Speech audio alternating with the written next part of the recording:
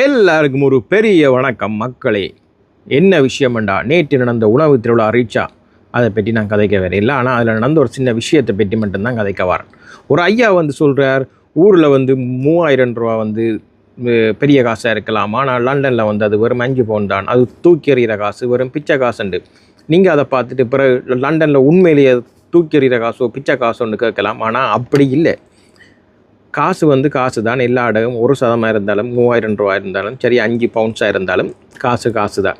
அப்போ லண்டனில் எல்லாரும் 5 பவுனை தூக்கி எறிஞ்சோன்னு வைக்கணுமோ அது பிச்சை காசுண்டா? அப்படி இல்லை. இங்கே நீங்கள் ஒரு தமிழ் கடைக்கு நீங்கள் போகிறீங்கன்னு வச்சா ஒரு 2 கடை இருக்கண்டா, ஒரு கருவேப்பிள்ளை வேண்ட போகிறோம்டா, கருவேப்பிள்ளை ஊரில் ஃப்ரீயாக கிடைக்கும், சிலது இப்போ காசு தெரியலை.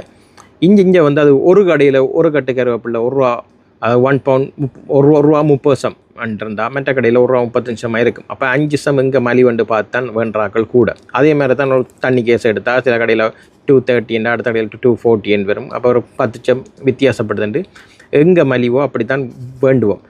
அதே நேரத்தில் அதே சொன்ன அந்த 5 பவுண்ட் விசா இருக்கிறாக்கள்டா 30 நிமிஷம் அது ஹெவியாக வேலை செய்யணும். அதே விசா இல்லாக்கள்டா 1 ஹவர் வேலை செஞ்சால் தான் அந்த காசை கனடாங்களில் கொடுக்கணும்.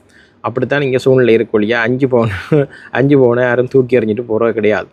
ஆக அந்த ஐயாவுக்கு சிலது அப்படி தூக்கிற காசாக இருக்கலாம். ஆனால் பெரும்பாலான நாட்களுக்கு அப்படி இல்லை. இங்கே ஒரு 50 எங்கேயாச்சும் சம்பளங்கள் வித்தியாசப்பட்டாலே ஓகே, மற்ற வேலைக்கு போகுமோ அதுக்கு போகுமோண்டு பார்த்து போகிறாக்கள் இந்த தொகை தான் கூட ஒழிய காசு எப்போவுமே காசு தான். அது தூக்கிற வாடிக்கைன்றது கிடையில்லை.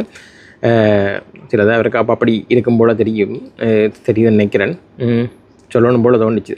பிறகு அப்படி யாராச்சும் தூக்கி எறிகிற ஆக்கள் இருந்தால் சொல்லுங்க, நாங்கள் போய் அதை வேண்டுவோம். என்ன 5 பவுன் பெரிய காசு தானே எங்களுக்கு.